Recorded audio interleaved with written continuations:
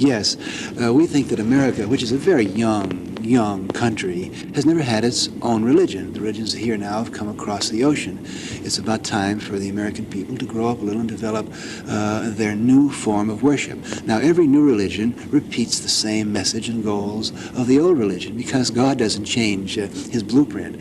But history teaches us that each country and each generation has to find its own new sacrament and its own new fresh pathway to God, and that's happening here today. You've got on your hands, like it or not, a very large group, millions of us, who use LSD and marijuana for sacred purposes, and there's no reward or punishment your society has that can stop us from our sincere pursuit of God. Will you yourself use marijuana or LSD? When and where it's legal, I do. And when and where it's not legal, I use other methods of duplicating this experience. And I'm fighting legally. We've got about 15 lawyers working to make it possible for us to use these sacraments. I think that I would attempt to secure some kind of meaningful measuring device so that I would know what was going on, and then begin to apply whatever talents and whatever resources the entire community has to attacking the problem. But I can't find a meaningful measuring device now. We don't know what's going on. We can't even keep up with the sophisticated new drugs that are becoming available. Well, I think that the entire social structure has to prepare some type of an educational program where they can reach the youth from the time of their early impressionable age to convince them of the danger and fully acquaint them with that before it's too late. Now, we have failed to do this in the past. There has been no concerted action on the part of any of the authorities, government or society, to provide this educational program, because it's just like anything else. If the youngster at an early enough age is fully confronted with the danger, they'll respond to it.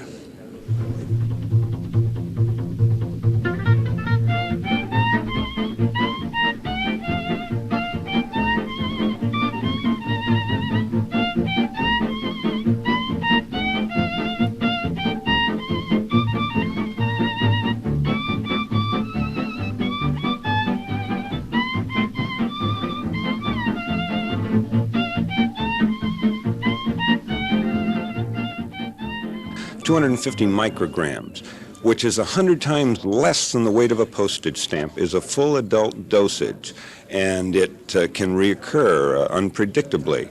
A pound of LSD, and I'm no fright peddler, if put in the unprotected water supply of a city the size of New York, would render the entire population psychotic. What would your approach be? This is extremely difficult, but undoubtedly the answer is education of some sort by our physicians, by our educators, and by law enforcement. But I think too much of the burden has been expected of law enforcement. Our job is primarily to detect and apprehend the people who are trafficking in these drugs. This doesn't, and I would be the first to admit, get at the education of the young person that does use it and that is the victim of the peddler. Medical people as well as educators as to the addictive quality of marijuana. What position does the Drug Abuse Manual take on marijuana? Marijuana is psychologically, causes psychological dependence rather than physical dependence, but the World Health Organization and the physicians that we've worked with, who are recognized as experts in the field, indicate that psychological dependence is much more difficult to treat and to cure than physiological dependence. So we believe that marijuana does pose a particularly dangerous problem for youngsters. The question would have come up, we hear rumors occasionally that some of our young high school children or people are using narcotic drugs. 2 years ago, I would have told you, yeah, it's a rumor, but that is all there is to it. We are not finding it in high school. And up to a couple of years ago, we never found any narcotics in a junior high school. But today, I'm going to tell you a different story. that your high schools are loaded with narcotics. This is something that has to be avoided. It is not something that can be experimented with. It is not something that you can take today and leave alone tomorrow. And as I stated at one time, and I think they published it in one of the papers, if you're a young person and someone comes around with this thing, say to them, "Get lost, punk, get lost." Bus drivers and the AC Transit Corporation. Both sides are still far apart, according to one bus, and Union Head moved forward in the statement. Rightly used, these drugs. See here on the radio, you know, it comes over, C-O-M-P-O-Z. You know, this society has to keep people so drugged, you know, that they can't think as individuals. And they, well, these other drugs, the kind that I consider to be a sacrament, rightly used, can be perhaps... Here, I'll turn this down. These drugs, rightly used, can be perhaps the greatest spiritual boon to mankind that there has ever been in the history of this planet.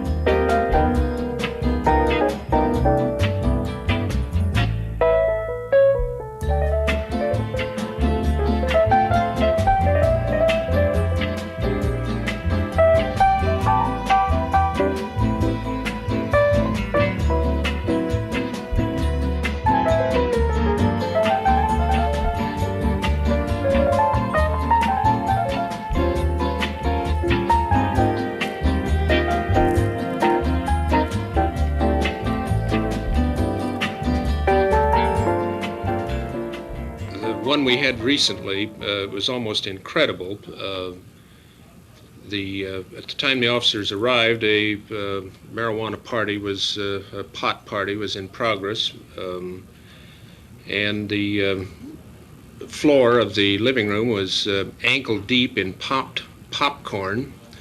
A psychedelic light show was in progress, as was the smoking of marijuana. The popcorn and the rugs had been sprayed in a psychedelic pattern with spray paint, as had the walls and a variety of other objects, including one young man who was painted from the waist. He was nude from the waist up and painted, including his hair. Health hazard, both of the people living there as well as those possibly in the neighborhood? Probably not only a health hazard, but I just wish that people who are so sure that there is no danger to marijuana, or that it doesn't affect the mind, or it doesn't do this and it doesn't do that, could just see how some of their children and some of their students and some of their patients are living in situations like this. Testing the quality of narcotics and the substitutes used is done here at the State Narcotics Lab. Full-time chemist agents work with the latest materials rounded up in raids. Much of it comes from below the border. Some 6,000 arrests at the Baja line have been made so far this year, compared with 4,000 during all of 1968. Burning fields and aerial surveillance is decreasing the flow of grass into California. Mexican and U.S. authorities are working closer than ever before in combating drug traffic. It's created a shortage of good marijuana, and the market is being flooded with old but still popular substitutes. Well, now that marijuana is becoming a little harder with your intensive controls, a little harder to find, what kind of substitutes are you finding people using? There seems to be substitutes that are as a result of the lack of marijuana that's presently found in the market. Actually, that's been going on for 20 years and more that I know of. These are ruses. Some of the entrepreneurs and peddlers in Mexico wait for the naive Americans to come down, and they've been selling them bales of grass, hay, the scrapings of the horse barn, and so on for years. But now it's come up between the individuals who are actually selling small amounts in the street. For instance, they'll take the discards of someone who has had some marijuana and manicured it, and take the debris and the seeds and so on, and put it in, involve it in oregano or some other type vegetable material, and sell that in lieu of marijuana. Well, this is a plant you have over here. Yes, this is a marijuana plant. This particular one is probably 4 weeks old. It's composed usually of an odd number of leaflets. In this one, there happens to be 5. They'll get much larger and be at least the size of my hand. You'll notice that they're pointed both at the tip end of each leaflet and at the end where it joins the entire leaf.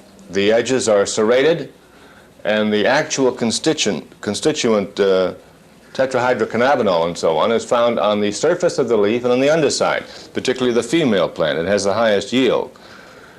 Eventually, as it matures out, it has a flowering top, which is a cluster for the seeds and so on at the top of the plant. And both the male and female have a yield of the constituent. If you were to remove the material from each leaflet very laboriously and collect it, you'd have hashish. If you pick the leaf and allow it to dry, crush it and smoke it, you'd have marijuana. That's the difference between hashish and marijuana. In the marijuana business, like in other businesses, it's the familiar problem of supply and demand. The price of grass is going up. This kilo of marijuana, about 2.2 pounds, was worth $65 2 years ago. Today it brings about $250. Vern Hawkins, KCRA News, San Francisco. For one, I think it takes a coordinated effort. The law enforcement is only part of that. Of course, the judicial is another part. The Operation Intercept is a very significant and important change in federal policy toward narcotics. Now, I know it's inconveniencing a lot of people who go to Mexico for other purposes than to obtain narcotics.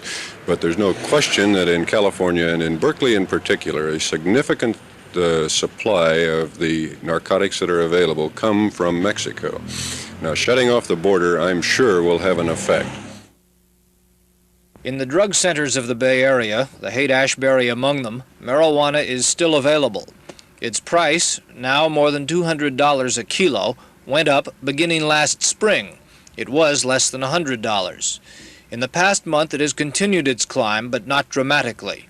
A drug columnist called the Grass Prophet in the Berkeley Tribe says that Panama Red, a potent supergrass from the Caribbean area, is now appearing on the market. While the State Narcotics Bureau says there is a definite reaction to Operation Intercept, some street people disagree. The only effect it really has on San Francisco is in the news media, I believe, because I know some people, I know some people for a fact that haven't been affected by it. What do you get at any time? You can get the grass. What do you pay? What do you pay? Is the price more now? Around $150 usually. $150 for what? Kilos. $150 a kilo. Now, the Narcotics Bureau says over $200. They're full full of bad information. See, they don't buy pot, so they really don't know, man. They only can speak from what other people tell them. The drug treatment program operates out of an old Victorian in the Haight. Its staff sees all kinds of serious addictive drug problems and keeps tabs on the marijuana situation as well. 23-year-old Bob Cronbach, a Stanford graduate, is a staff member. Bob, from what you see in the drug treatment center, what is the situation with marijuana now? Is there any available? Yes, it's still available, and it varies in quality from very poor, which you can still buy at about $10 a lid, and up to grass as high as $25 a lid. That's fine quality or whatever. You say it's available. How available is it? It's a lot drier than it used to be, but if you hunted, you could find it. And you can still buy it on the street from sellers. It's not that dry. What seems to be the reason for the slight lack of availability? Well, the thing's been drying up now for several months. Originally because there was a drought in Mexico this summer, also because just the increase in numbers of users has put a strain on the supply, and also perhaps because of difficulty smuggling it through with Operation Intercept.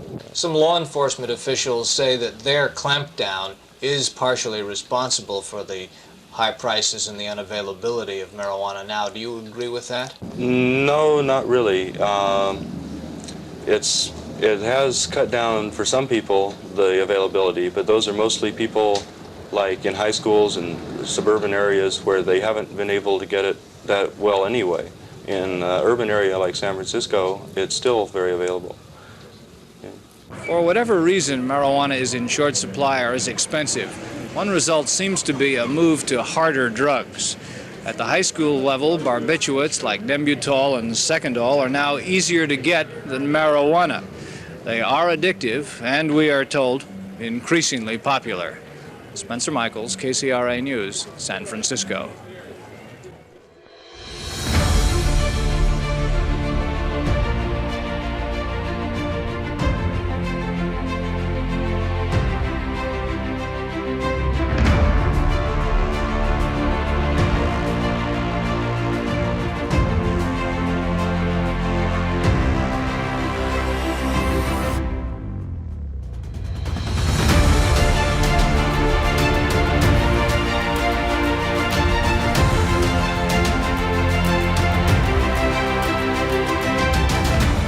Testimony at this hearing that anyone can walk down the street in various places in San Francisco and buy dangerous drugs, marijuana and others.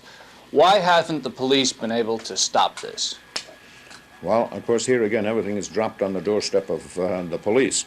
And I'm not making excuses to anybody that we have not done our work, because we only have so many men. And as has been pointed out by Senator Pepper, very clearly that Washington, which is not too different in size, population, and so on from San Francisco, has a couple of thousand more policemen than we have. And this is one of the answers. I think that we're all too willing to spend millions of dollars on such ludicrous operations as Intercept and on law enforcement ventures. And it's quite apparent that for the most part, the law enforcement people have not been doing their job properly. It seems to me that the money could be more effectively spent in treatment and trying to minimize the impact of drug use and try to prevent the kind of criminalization that's developed in the drug scene today. I, for instance, would wonder why federal narcotic agents and state narcotic agents were not aware of the activities of a chemical company selling the precursors of amphetamine. And the reason why they weren't aware is they were spending most of their time chasing nickel and dime users around the street and making life unbearable for them. They were not doing the job that I think we have a right to expect of them. There were pleas at these hearings for lesser drug penalties, money for drug treatment centers, massive education of youth, and a crackdown on the sales of materials to illicit drug manufacturers. It became obvious that there is disagreement over priorities, but agreement that the problem is so complex that no one solution will work. Spencer Michaels, KCRA News, San Francisco.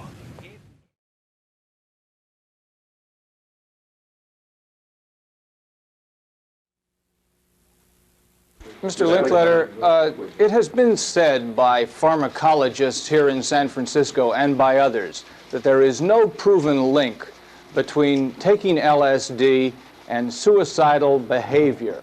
What makes you think that it was the LSD and not something, say, in the background of your daughter that contributed to her suicide? Because she called my son Robert 20 minutes before she killed herself and told him. That's why, which is more proof to me than all the scientists in the world. And she had called him on other occasions during the 6 months and told him that she was having a bad trip and felt terrible. And on this particular occasion, she told him she was going to kill herself because she couldn't control these trips anymore, and she thought she was going out of her mind, becoming insane. People like Timothy Leary, who are looked up to by the young people, tell them that taking LSD is not harmful, cannot be harmful, is a religious experience, is a creative experience, is an insight to the person, and therefore, with his background of being a Harvard professor and being an intellectual and being a member so-called of the older generation establishment, educationally at least, they then have justification for any fears against taking this, and they go ahead and they try it. And so anybody who has said anything which would encourage my daughter to take LSD was unwittingly a part of being her murderer.